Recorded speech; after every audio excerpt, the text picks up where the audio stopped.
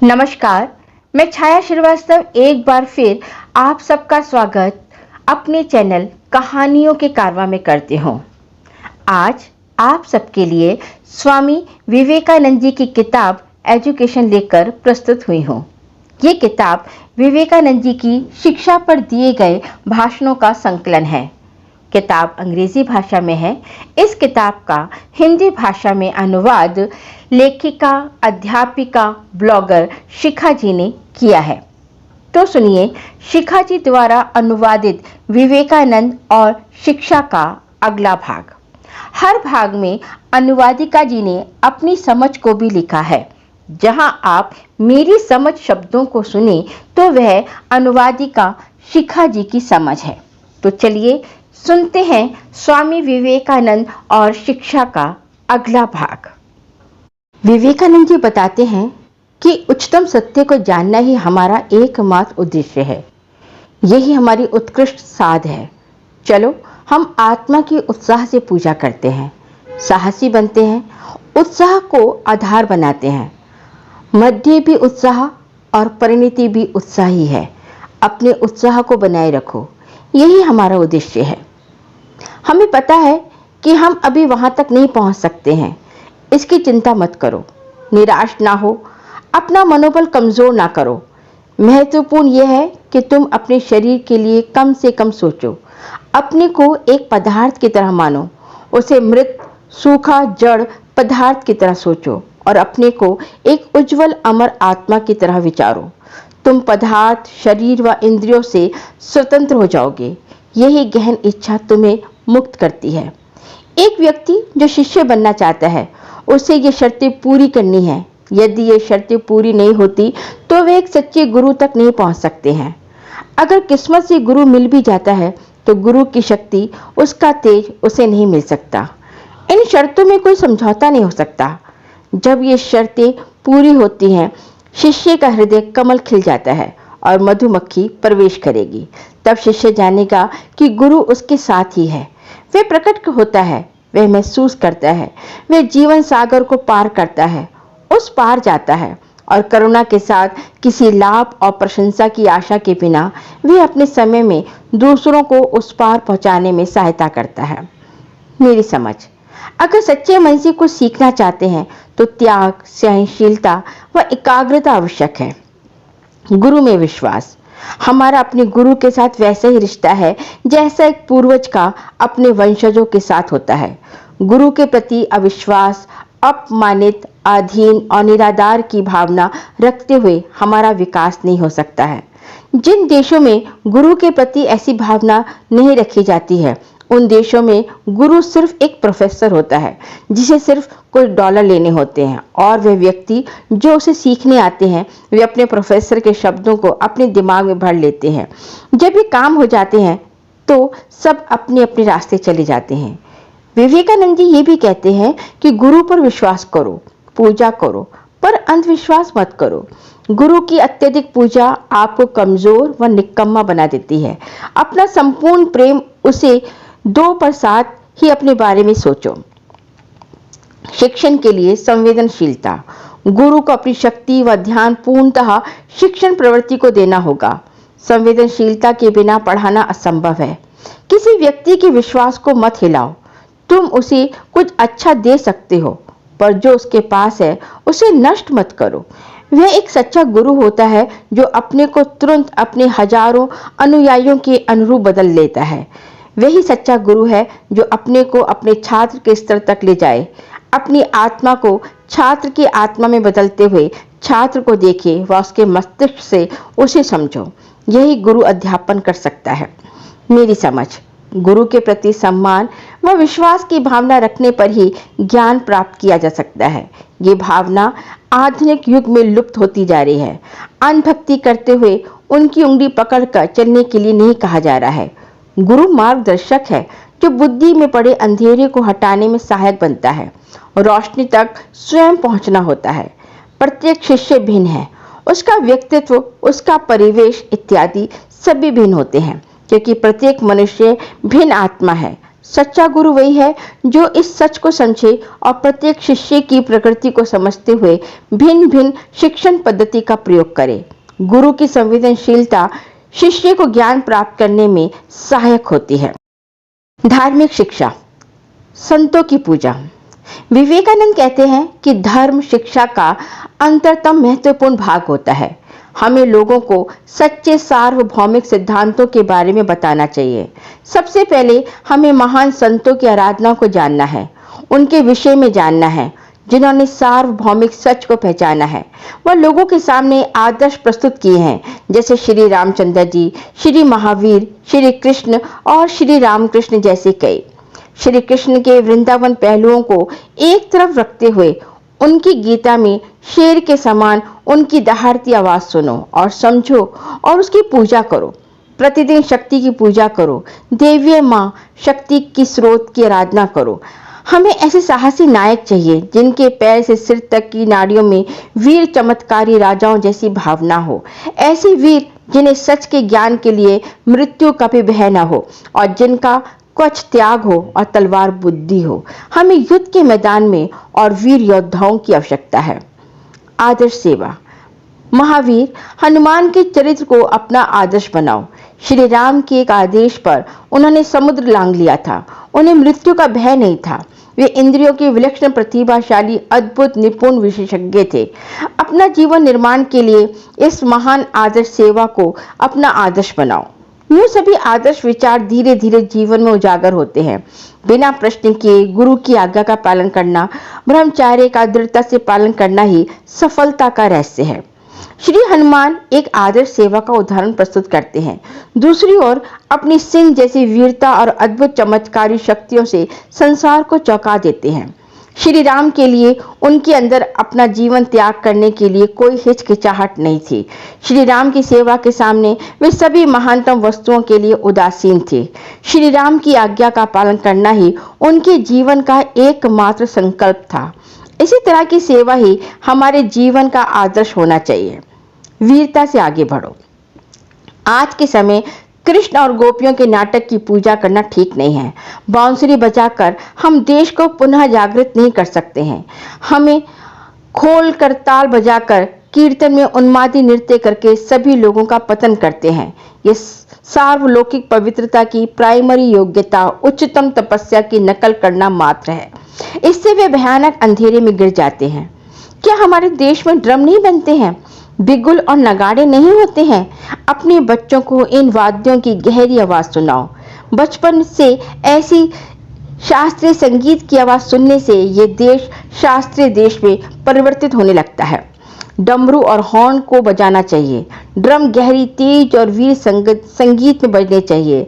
साथ महावीर की पुकार और हरे हरे व्योम व्योम गुंजयमान हो। अब वह संगीत जिसे सुनकर आदमी की कोमल भावनाएं जागृत हो रही थी, कुछ समय के लिए रुक जाएगा। वह लोगों में ध्रुपद संगीत सुनने की परंपरा शुरू होगी। पवित्र वैदिक मंत्रों का उच्चारण तीव्र स्वर में जब गुंजायमान होगा, तब हमारे देश का पुनर्जागरण होगा। फिर प्रत्येक वस्तु में युवा नायकों की कठोर दृढ़ भावनाएं जागृत होनी चाहिए। अगर तुम इस महानतम को आदर्श मानते हुए अपने चरित्र का निर्माण करते हो, कई अन्य भी इसका अनुसरण करेंगे। याद रखो, तुम अपने आदर्श से कभी भटकोगे नहीं, कभी निराश नहीं होंगे। तुम खाते समय, पहनते समय, सोते समय, खेलते समय, आनंद के समय या बीमारी के समय भी अपने उच्चतम नैतिक साहस को बनाए रखोगे। अपनी कमजोरियों को अपने मस्तिष्क पर हावी ना होने दो। महावीर को याद करो, देवी माँ को याद करो। तुम्हारी समस्त कमजोरी व कायरता तुरंत गायब हो जाएगी। नया धर्म। पुराने धर्म के अनुसार जो ईश्वर को नहीं मानता वह नास्तिक है। नया धर्म कहता है जिसे अपने पर विश्वास नहीं है वह नास्तिक है। ये स्वार्थी विश्वास है। अपने पर विश्वास मतलब सब पर विश्वास, क्योंकि तुम में सब है। अपने से प्रेम करना अर्थात सबसे प्रेम करना। सभी प्राणियों, सभी वस्तुओं से प्रेम, क्योंकि सब में तुम हो। ये एक महान विश्वास विश्व की बेहतर बनाता है। ये हमारे अंतर का आदर्श विश्वास हमारी बहुत सहायता करता है। इस आंतरिक विश्वास को बहुत विस्तार से समझकर बहुत अभ्यास करना होगा। मुझे विश्वास है कि इस तरह हमारे अंदर की शैतानियत का बहुत बड़ा भाग व कष्ट दूर हो जाते हैं।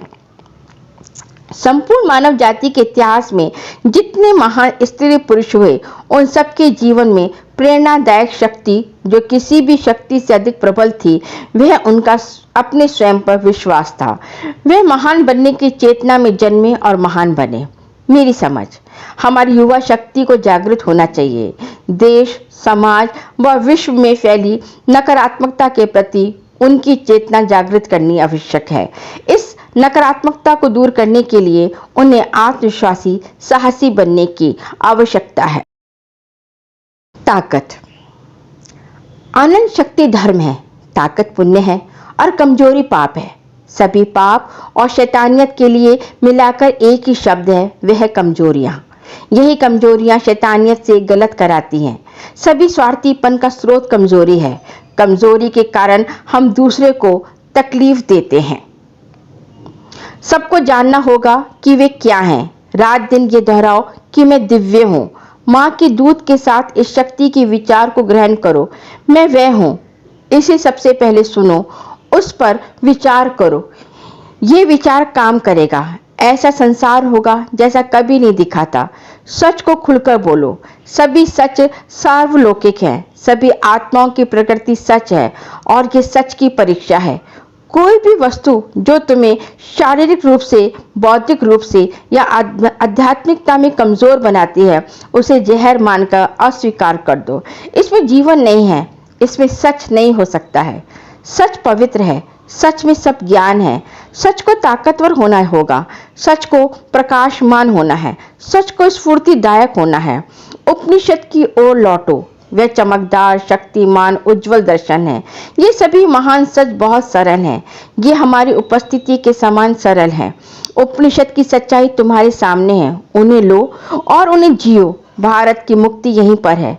हमारे देश में कष्टों का 1/3 कारण शारीरिक कमजोरी है। हम आलसी हैं, हम मिले जुले नहीं हो सकते।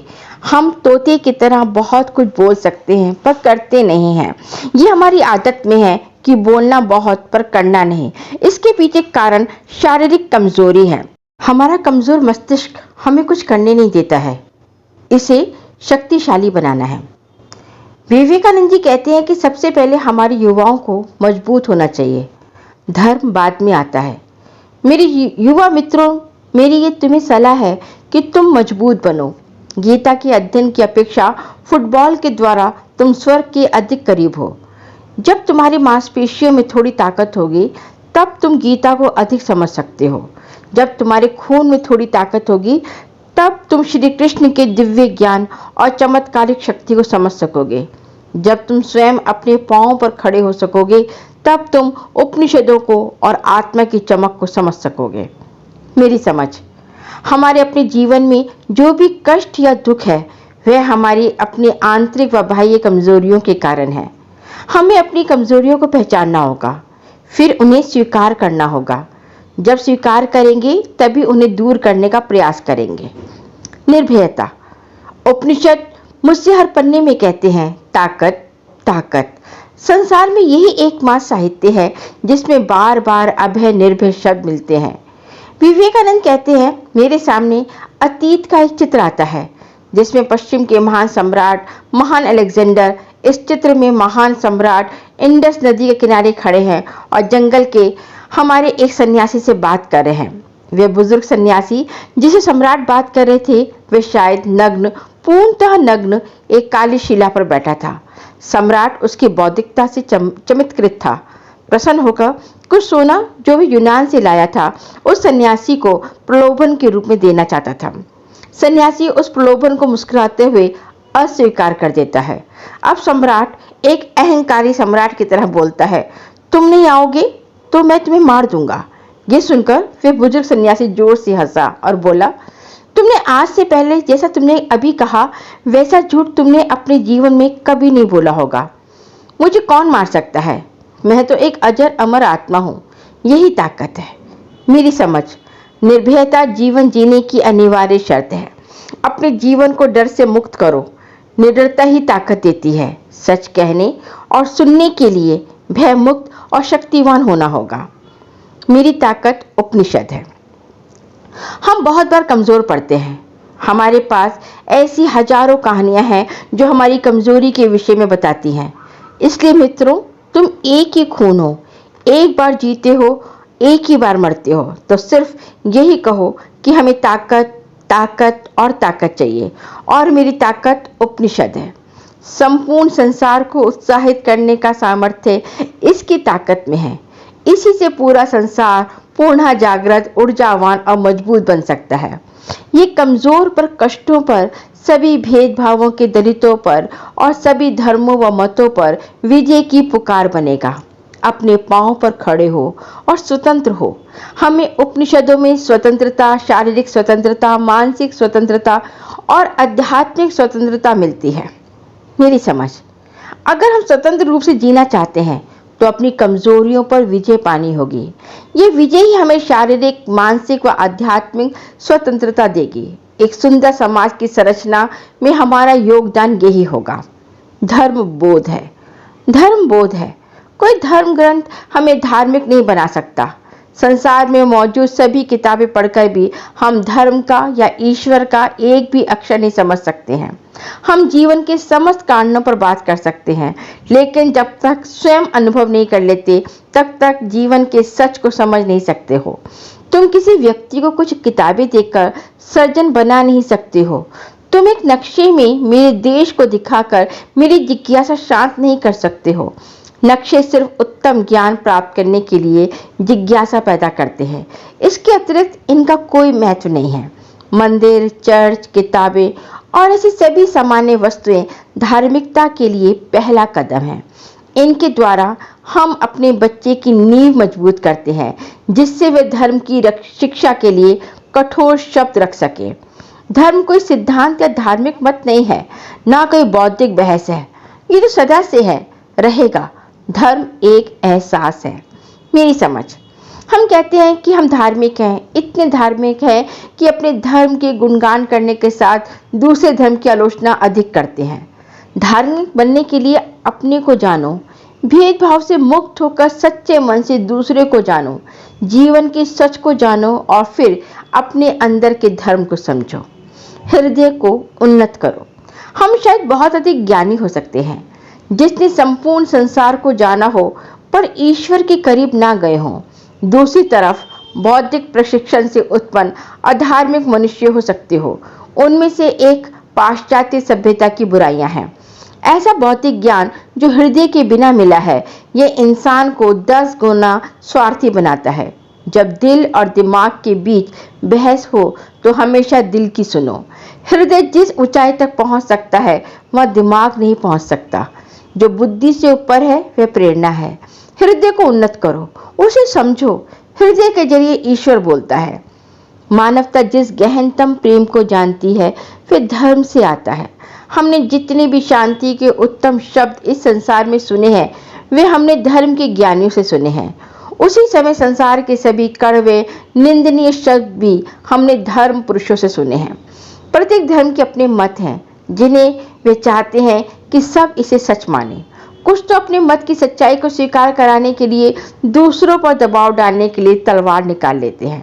ये किसी दुष्ट भावना के कारण नहीं है, अपितु ये एक दिमागी बीमार है जिसका नाम धार्मिक कट्टरता है।